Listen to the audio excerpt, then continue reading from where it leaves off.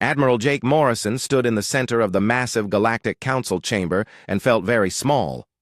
The room stretched out in all directions like a giant bowl, with thousands of alien beings sitting in curved rows that rose up to the ceiling, their eyes, tentacles, and other strange body parts all focused on him and the small group of humans standing behind him.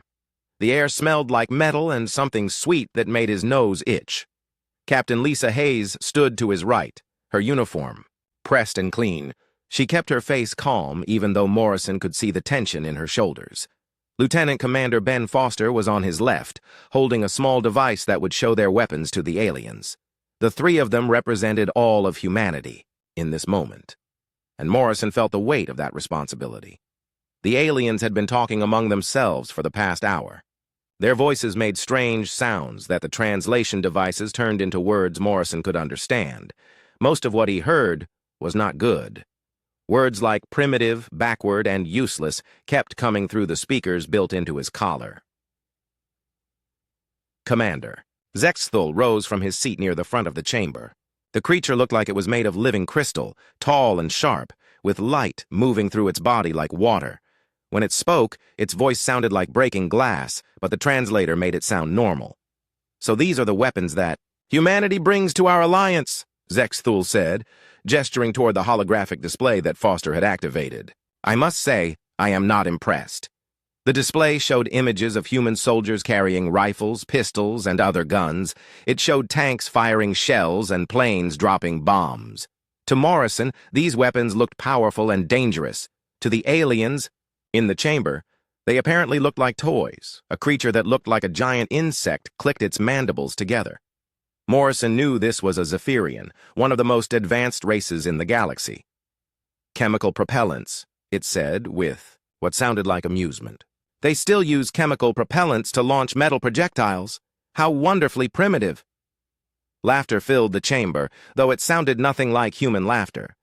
The Veltari made high whistling sounds. The Chronos creatures rumbled like distant thunder, and dozens of other species made their own versions of amused noises. Morrison felt heat rise in his cheeks, but he kept his expression neutral.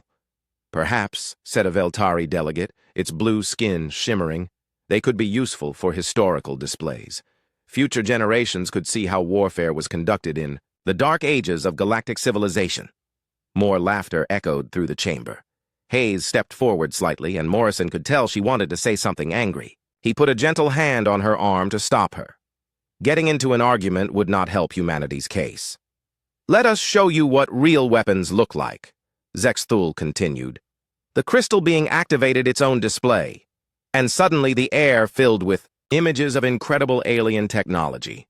The hegemony weapons fired beams of pure energy that could cut through solid rock like it was paper. Their plasma cannons shot balls of superheated gas that exploded with the force of small nuclear bombs. Morrison watched a demonstration video showing a single hegemony ship destroying an entire mountain with one shot from its main gun. The Veltari weapons were even more impressive. They had devices that could make matter simply stop existing, leaving perfect spherical holes in anything they targeted. Their quantum lance arrays could shoot through multiple targets at once, the energy beam passing through solid objects as if they were not there. The Zephyrians showed off their bioweapons, cannons that shot acid so powerful it could melt through ship armor in seconds. They had living ammunition that could track targets and change direction in flight, making it almost impossible to miss. Dozens of other species demonstrated their weapons. Morrison saw energy shields that could stop explosions, gravity weapons that could crush targets into tiny balls, and temperature guns that could freeze or burn anything instantly. Every weapon was more advanced than anything humanity had ever dreamed of building. When the demonstrations ended, the chamber fell quiet. Morrison realized that every alien in the room was staring at him, waiting for his response. Some looked amused, others looked bored, and a few looked like they felt sorry for humanity. Foster activated the human display again.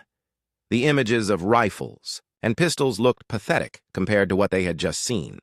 Morrison heard someone in the audience make a sound that the translator turned into a sigh.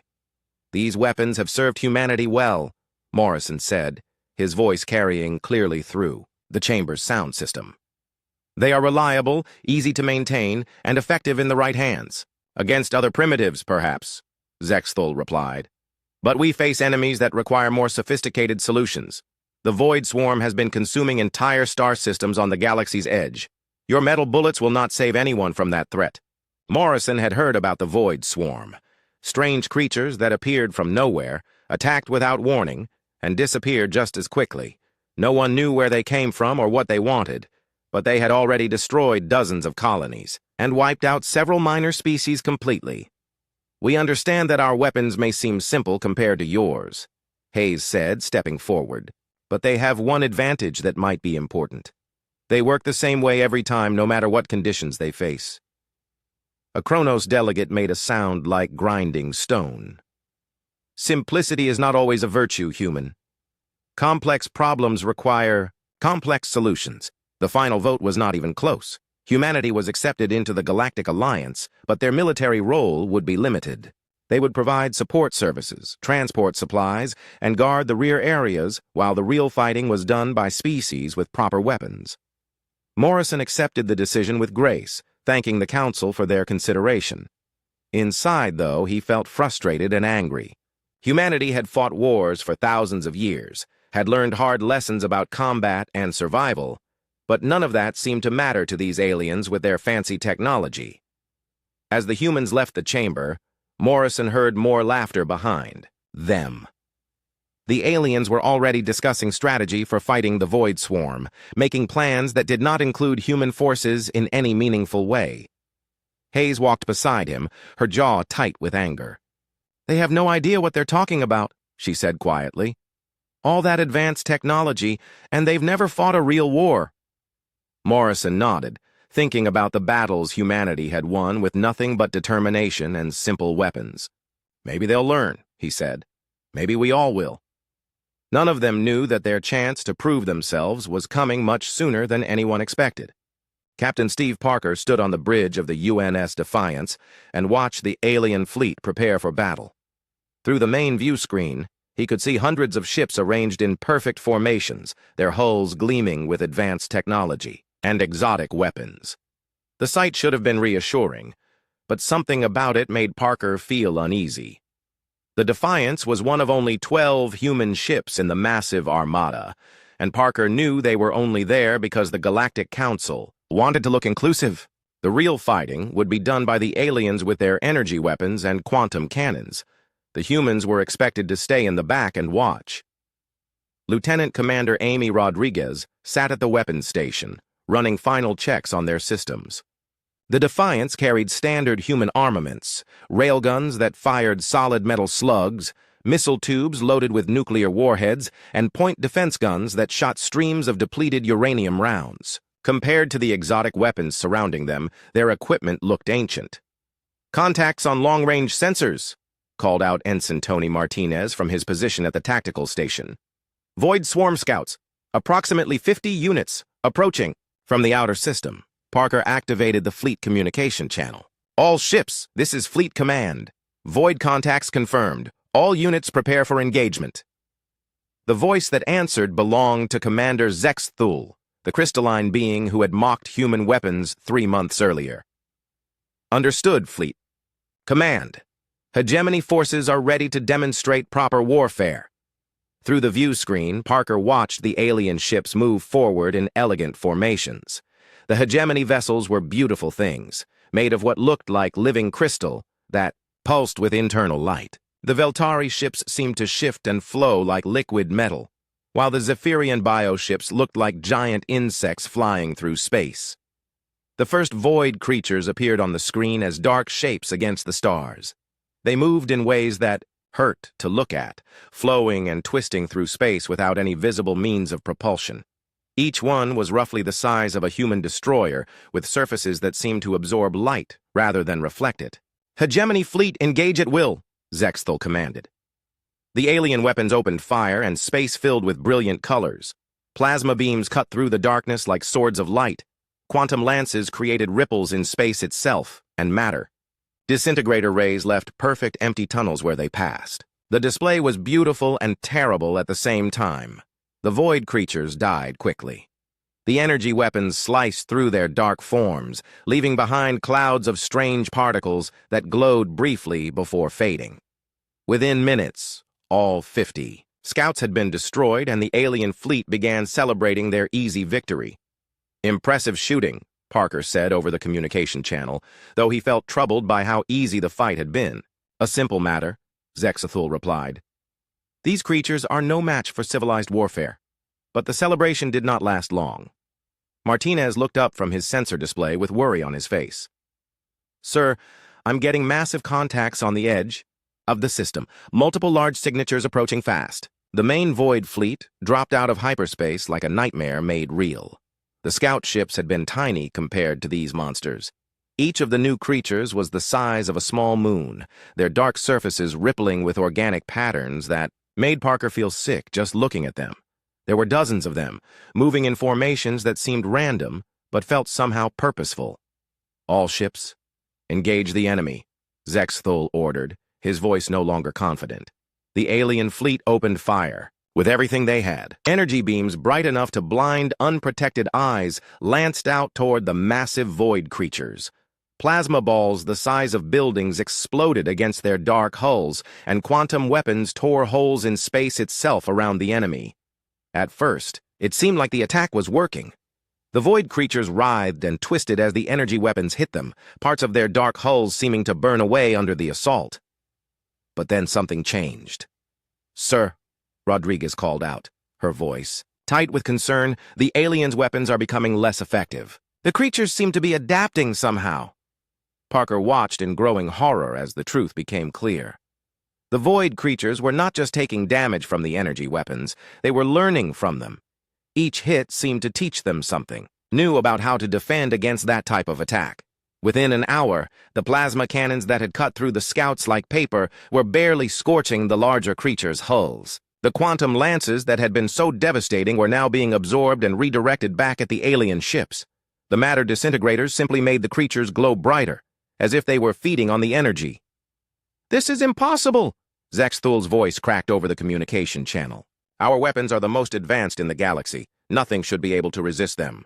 But resist them the creatures did, and more than that, they began to fight back. Streams of bioelectric energy lashed out from the Void ships, striking the alien vessels with power that overloaded their shields and fried their systems. The elegant hegemony cruisers began to list and spin as their crystal hulls cracked under the assault.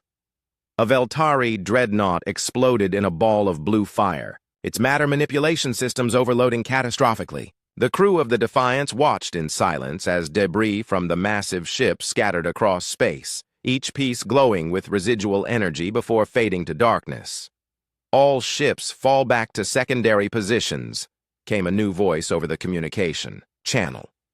Parker recognized it as belonging to Admiral Kethvar, the Veltari fleet commander. The alien's usual calm confidence was gone, replaced by something that sounded dangerously close to panic. The retreat began as an organized withdrawal, but quickly became a rout. Ship after ship fell to the Void creatures' adapted defenses and bioelectric weapons. The aliens who had been so confident in their advanced technology were learning that their enemies could turn that same technology against them.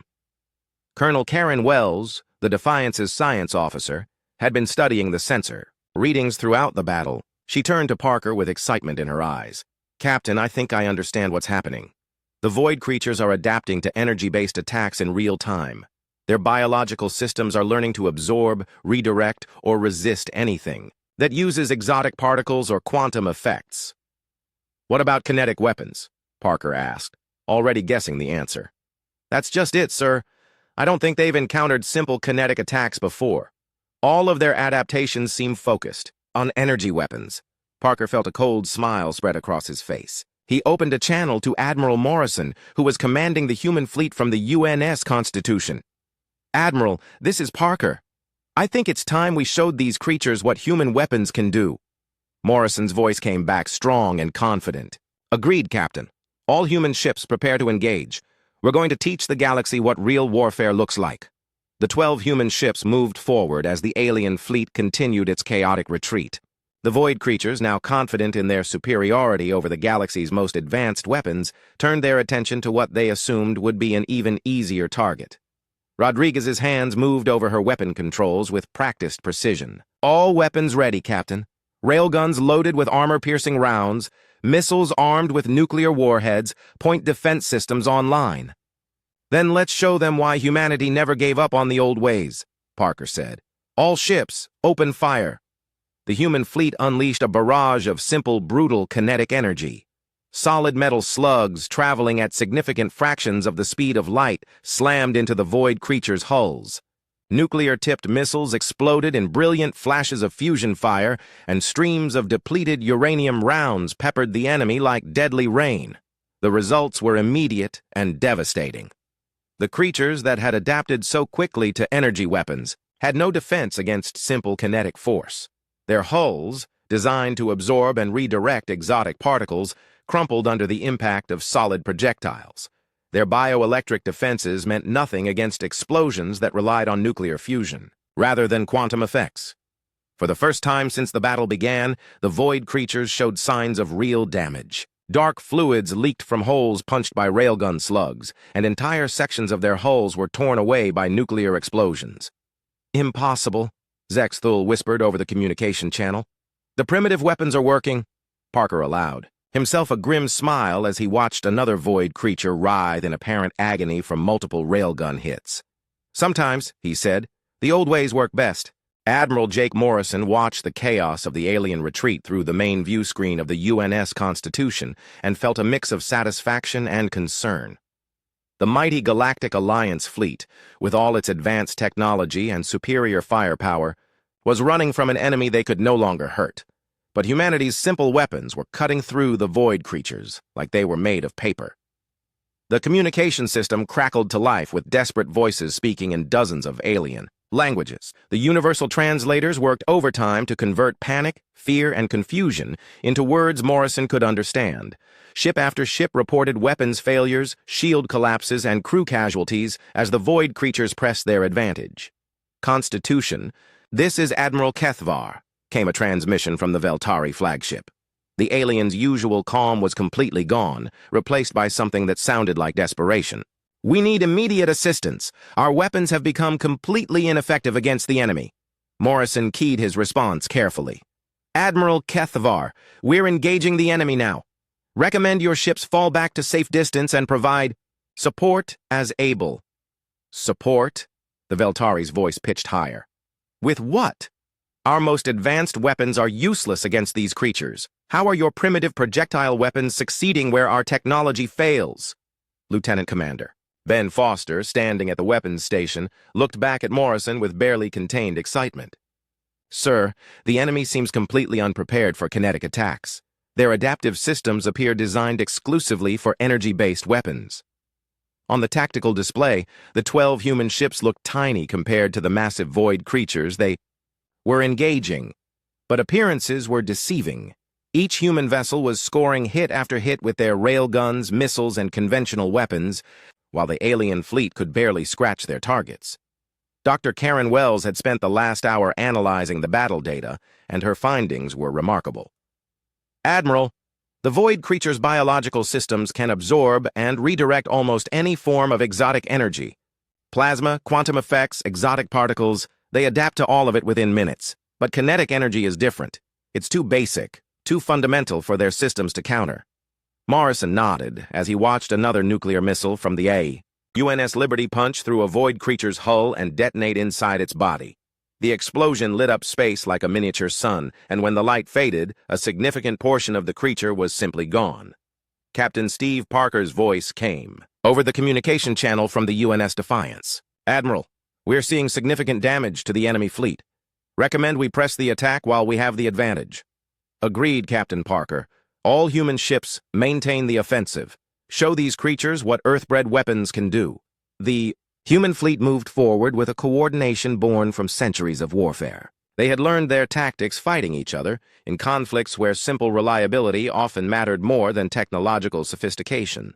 Their weapons were designed by a species that understood war not as a science, but as an art form, painted in blood and determination. Sergeant Rick Adams, leading a boarding party from the UNS Constitution, had volunteered for what everyone thought was a suicide mission. The plan was to board one of the smaller void creatures and plant explosive charges in what their scans suggested might be vital organs. It was the kind of desperate tactic that no civilized species would attempt. "Remember," Adams told his team, as they prepared to launch in their assault pods, "these things can adapt to energy weapons, but they've never faced good old-fashioned explosives and gunfire. Keep it simple, keep it brutal, and get out alive." The assault pods. Nothing more. Then armored cans with engines and life support launched from the Constitution's cargo bay. They looked primitive compared to the sleek alien craft, but they did their job. Adams and his 12 Marines crashed through the void creature's hull like bullets through skin. Inside the creature, everything was wrong. The walls pulsed with organic patterns that hurt to look at, and the air felt thick and oily. Strange sounds echoed through corridors that seemed to shift and change when no one was looking directly at them. But Adams and his Marines were professionals, and they had dealt with hostile environments before. "Movement ahead," called out Corporal Lisa Torres, her assault rifle trained on shadows that seemed to move independently of any light source. "Looks like the ship's trying to send something to deal with us." The creatures that came for them looked like nightmares given form, all flowing darkness and grasping appendages. But they moved like they expected to face energy weapons, spreading out, to minimize damage from plasma bursts and quantum effects. They were not prepared for Marines with rifles, grenades, and flamethrowers. The fight was short and brutal. High-velocity rounds punched through the creatures' adaptive defenses before they could adjust. Fragmentation grenades filled the corridors, with deadly metal shards that no biological system could absorb or redirect. Flamethrowers created simple chemical fires that burned regardless of any exotic defenses the creatures might have. "Charges placed," Adams reported as his team reached what appeared to be the creature's central nervous system. "Getting out now." The explosion that followed was visible from the Constitution's bridge. The void creature, easily the size of a bull cruiser, simply came apart as the carefully placed charges severed connections throughout its body. It was the first boarding action anyone had attempted against the void swarm, and it had succeeded beyond all expectations. Colonel Susan Gray, commanding the artillery units aboard the UNS Yorktown, had been waiting for her chance to contribute to the battle. Her ship carried the heaviest weapons in the human fleet, orbital bombardment systems designed to support ground operations. The weapons were simple in concept. They dropped very large conventional explosives on target coordinates. But they were devastatingly effective. "Target the largest enemy vessel," Gray ordered her gunners. "Full barrage, all tubes." The Yorktown's bombardment systems opened fire, launching a stream of massive conventional warheads at the largest void creature.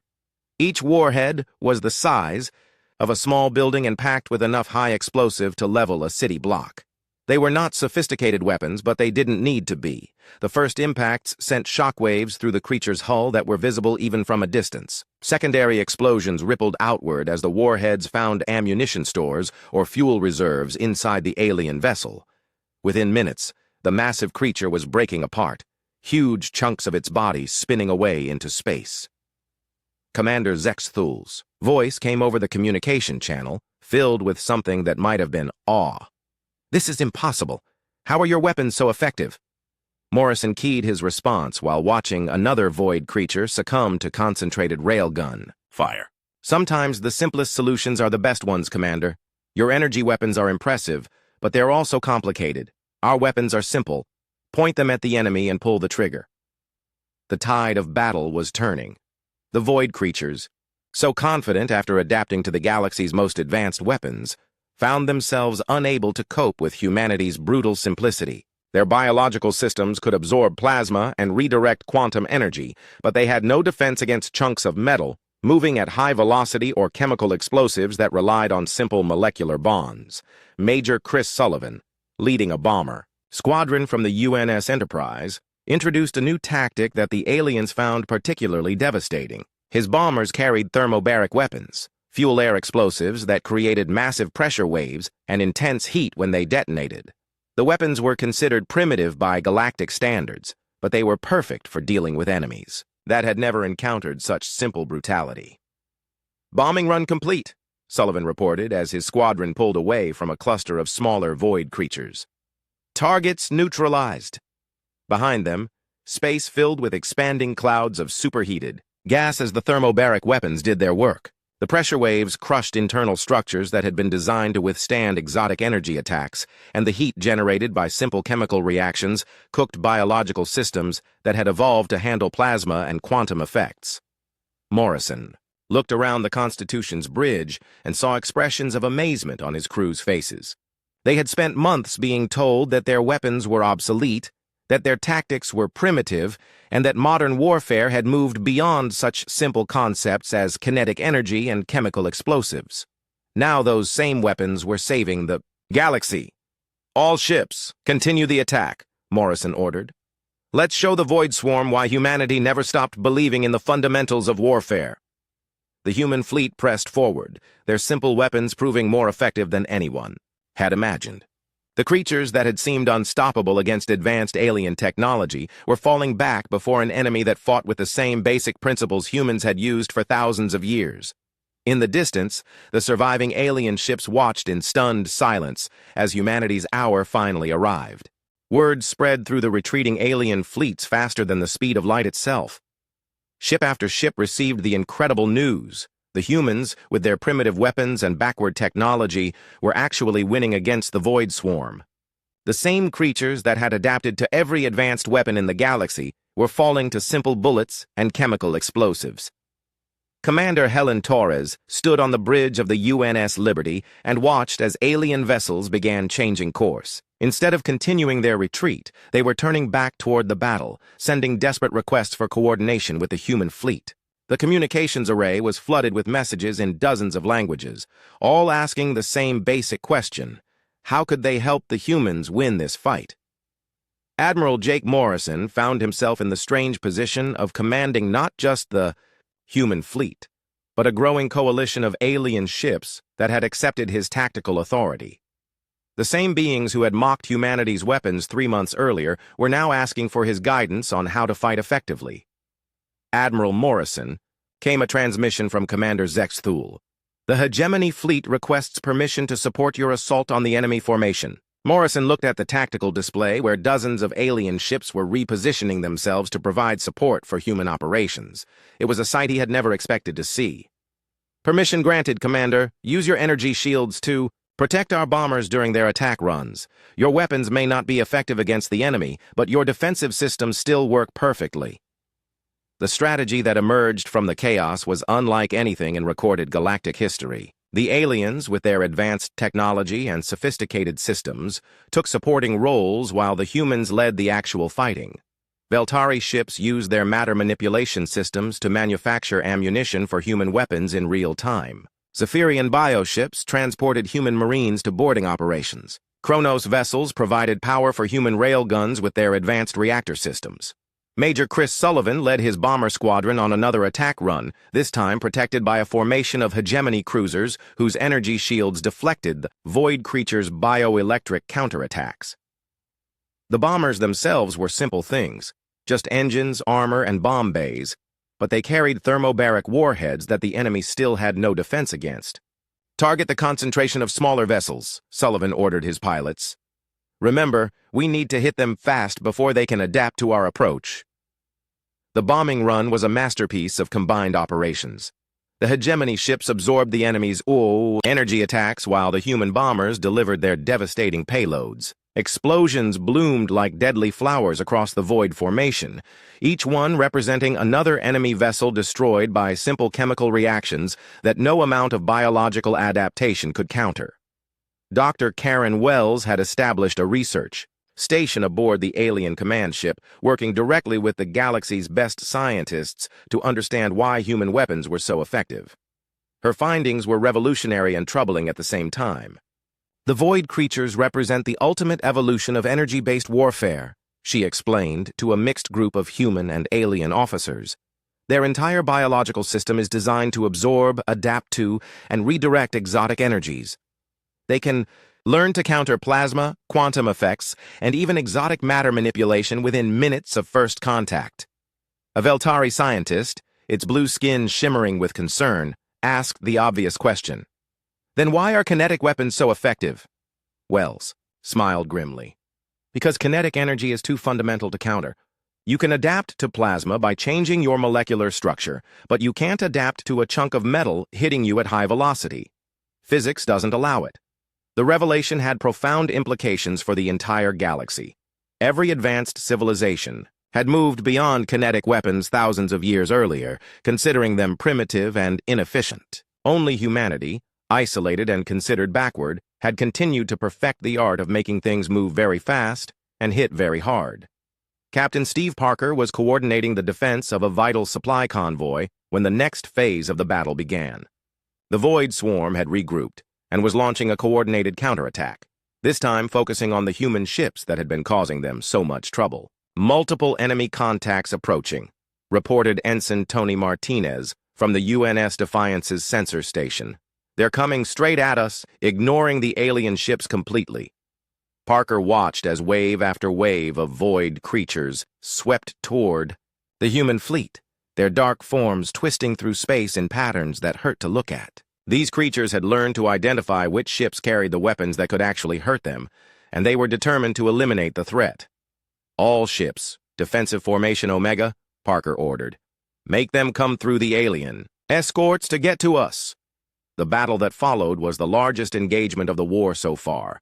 Hundreds of alien ships formed protective screens around the dozen human vessels, their shields and electronic warfare systems disrupting the void creatures. Attacks while the humans delivered the killing blows. It was a perfect example of how cooperation could overcome individual limitations. Lieutenant Colonel Susan Gray had modified her bombardment systems with help from Kronos engineers, increasing their power and accuracy using alien technology while maintaining their fundamental simplicity. The result was a weapon that could punch through the void creature's adaptive defenses with even greater effectiveness than before. Fire mission complete, Gray reported, as another massive enemy vessel broke apart under her barrage. Enemy heavy units neutralized.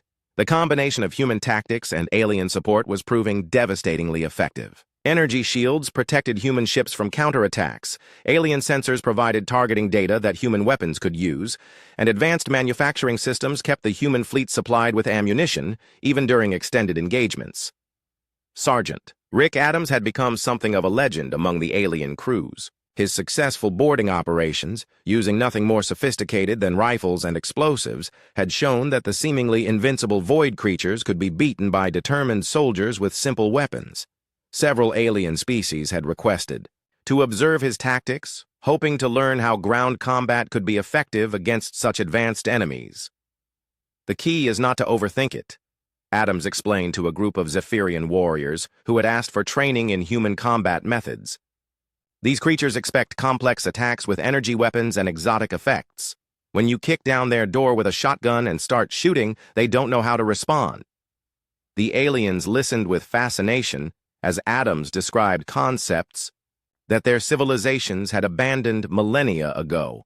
Cover and concealment, fire and maneuver, the importance of reliable weapons that work the same way every time.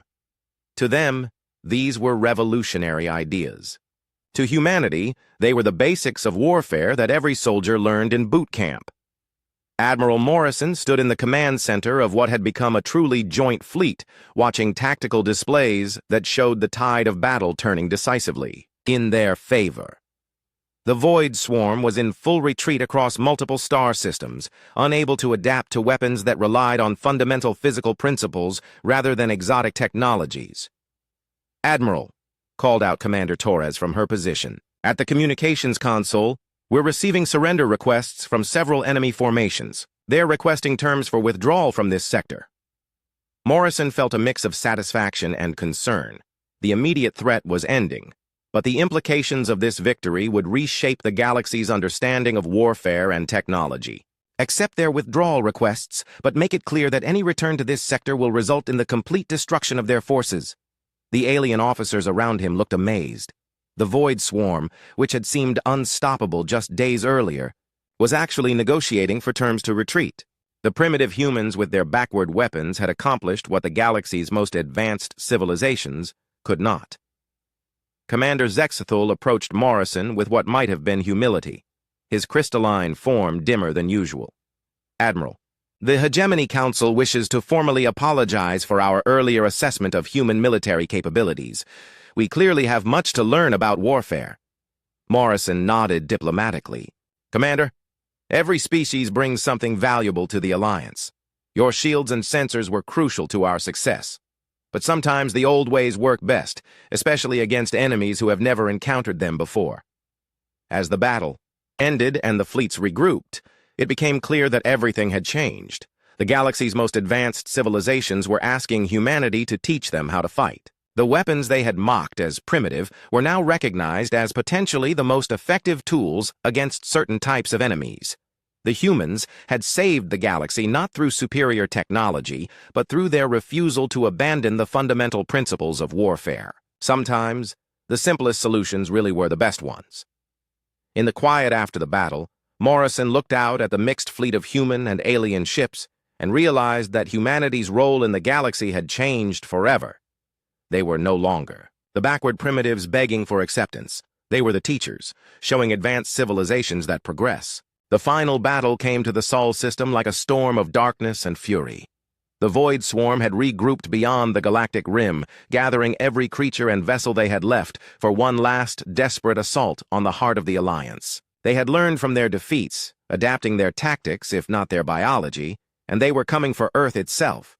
Admiral Jake Morrison stood on the bridge of the UNS Constitution, now the flagship of the largest fleet ever assembled in galactic history. Over 2,000 ships from dozens of species had gathered in Earth's orbit. But at the center of it all were the humans with their simple weapons and brutal tactics. The galaxy had learned to respect what they once mocked. The enemy came from all directions at once, pouring out of hyperspace like a tide of living darkness. The void creatures had grown larger and more terrible during their time beyond the rim, some of them now the size of small moons. Their dark hulls rippled with organic patterns that seemed to shift and change as they moved, and bioelectric energy crackled between them like lightning in a storm. "All ships, this is Admiral Morrison," came the voice over every communication channel in the fleet. "Today we defend not just Earth, but the future of every civilized species in the galaxy. The enemy thinks they can overwhelm us with size and numbers, but they're about to learn why humanity never gave up on the fundamentals of war." Private First Class Tony Martinez stood at his battle station aboard the UNS Constitution, manning one of the point defense guns that would be crucial in the coming fight. Around him, the gun crews worked with practiced efficiency, loading ammunition and checking systems that had been refined through countless battles. These were not sophisticated weapons, just simple guns that fired streams of depleted uranium rounds. But Martinez knew they could punch through enemy armor that energy weapons couldn't even scratch. The first wave of void creatures swept in toward the inner system, their massive forms blotting out the stars as they moved.